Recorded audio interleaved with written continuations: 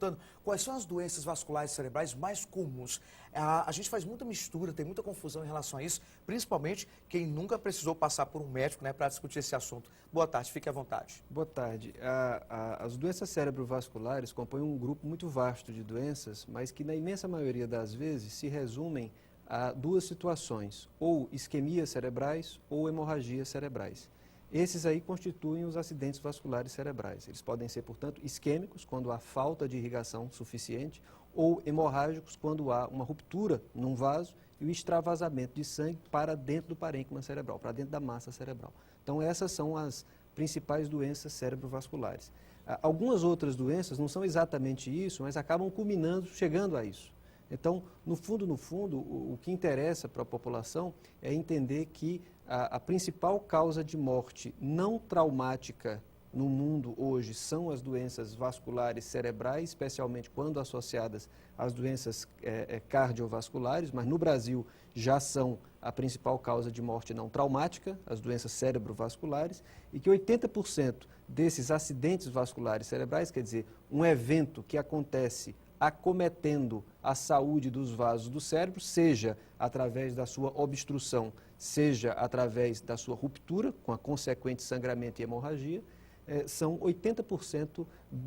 mais de 80% das doenças cerebrovasculares. E dentro desse grupo de AVCs, 80% são isquêmicos, ou seja, quando há obstrução de um ramo arterial e a consequente falta de nutrição adequada a uma região do cérebro. Doutor Daniel, vamos explicar melhor então para o nosso telespectador. Vou pedir para o senhor se aproximar aqui do nosso telão, fique à vontade. Vamos ver aqui através dessa imagem como o senhor pode explicar melhor para o nosso telespectador. Olha só, a gente já tem imagem aí do cérebro, fique à vontade. Como é que surgem então esses problemas? Eu vou tentar mostrar para você, aqui tem um ramo arterial da artéria cerebral anterior, que ela vem para cá e sobe aqui. Então esse ramo aqui, por exemplo, irriga essa região do cérebro. Se eu tenho uma obstrução nesse nível aqui, por algum coágulo, por um estreitamento, por um depósito de colesterol, o que vai acontecer? Toda a região irrigada por essa artéria, deste ponto em diante, sofrerá de um fenômeno chamado isquemia, que é exatamente a falta de irrigação sanguínea adequada. E o acidente vascular cerebral que a gente fala tanto, exatamente, por onde é que ele surge? Então, 80% deles correspondem a isso,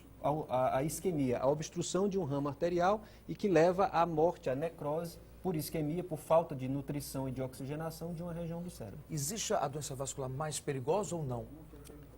Assim, é difícil dizer, porque toda doença que envolve o cérebro, ela precisa ser considerada não apenas em extensão, mas em localização e em consequências outras que ela provoca. Então, existem AVCs isquêmicos que são extremamente graves e existem outros AVCs isquêmicos que não são tão graves assim. Os dois são AVC isquêmicos, mas envolvem que região do cérebro, que artéria eles envolvem?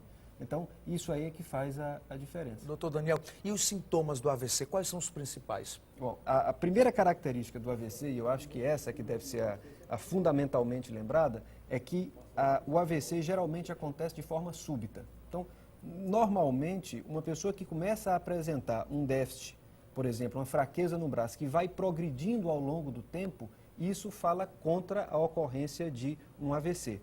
O AVC, caracteristicamente, ocorre de maneira súbita. Ele ocorre, a pessoa está normal até um determinado momento em que ele passa a apresentar o sintoma. Quais são os principais sintomas? Déficits neurológicos, ou seja, falta uma determinada função neurológica. Podem ser várias, pode ser só uma. Então, por exemplo, a movimentação do braço esquerdo, ela depende do hemisfério cerebral direito. Se em algum momento existe obstrução do fluxo sanguíneo para o hemisfério cerebral direito, certamente o braço esquerdo deixará de funcionar e de maneira súbita. Outra, se eu tenho, por exemplo, os centros da linguagem costumam ficar no hemisfério cerebral esquerdo. Se há uma obstrução do fluxo sanguíneo no hemisfério cerebral esquerdo que envolve as áreas de linguagem, a pessoa subitamente tem um déficit de linguagem. Mesma coisa com a região occipital, atrás da cabeça, onde estão os centros da visão. Então, se há uma obstrução súbita de um vaso sanguíneo que irriga a região occipital, a pessoa tem uma dificuldade visual imediata, súbita, que ela não começa ao longo do tempo, ela não começa e ao longo do tempo se desenvolve, ela se instala de forma súbita. Então, essa é a primeira característica. Doutor Daniel, quais são os principais fatores de risco, então? Então, levando em consideração a totalidade dos AVCs, os principais fatores de risco, o principal deles é a hipertensão arterial. Hipertensão arterial, colesterol elevado, sedentarismo, tabagismo, fumo, uso de bebidas alcoólicas, uso de drogas ilícitas também aumenta o risco e determinadas condições que são herdadas geneticamente. Então, há pessoas que têm maior propensão a ter acidentes vasculares cerebrais em qualquer das suas formas, seja isquêmico, seja hemorrágico. Quer dizer, há pessoas que na família todo mundo morre de AVC, então certamente essa pessoa tem um risco aumentado de apresentar um AVC, seja hemorrágico, seja isquêmico. As pessoas que têm aneurisma cerebral, por exemplo, existem determinados tipos de aneurisma, não são todos, mas existem determinados tipos que nos chamam a atenção para a possibilidade de uma transmissão genética. Então, há determinados pacientes em que a gente trata de aneurisma e que chama a família para fazer uma triagem, para procurar se há em outros familiares casos parecidos. Doutor Daniel, e quais são as principais complicações da doença? Bom, como eu te falei, as complicações da doença dependem exclusivamente da sua extensão e da sua localização. Então, há aqueles AVCs que acontecem quase que silenciosamente, envolvem uma região do cérebro pouco importante, então você tem perda de massa cerebral, no entanto, você não tem uma repercussão clínica, ou seja, o doente não apresenta tanta sintomatologia. Por outro lado, se eu tiver uma pequena isquemia numa região fundamental para a movimentação do braço, por exemplo, ou para a manutenção do nível de consciência, eu vou ter uma pequena lesão causando um grande déficit, ou mesmo coma. Então, as consequências dependem muito, não apenas da extensão, como da localização do acidente vascular cerebral. E isso vale para qualquer coisa em neurologia. Não é apenas o acidente vascular cerebral. Tumores cerebrais, por exemplo. O que importa mais não é apenas o tamanho, mas onde ele está.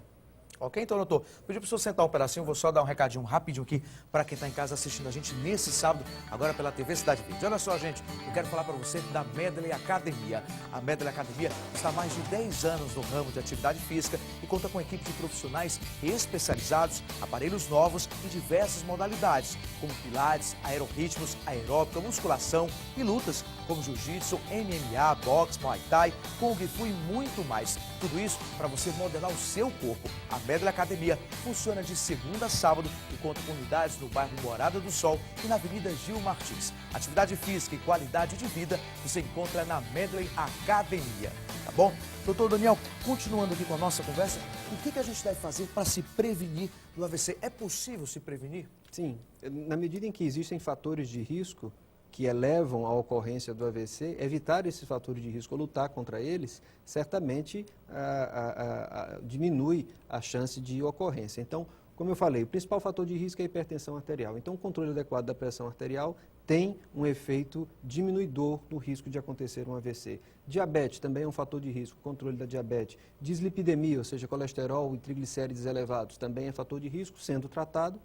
Sedentarismo, mesma coisa. Se você tem uma vida com uma atividade física constante e regular, certamente o seu risco, não apenas cerebrovascular, como também cardiovascular, diminui. Então, ter uma vida saudável, em tudo que isso quer dizer, certamente reduz o risco de doença vascular cerebral. Agora, existem os fatores de risco que não são modificáveis, genética, por exemplo.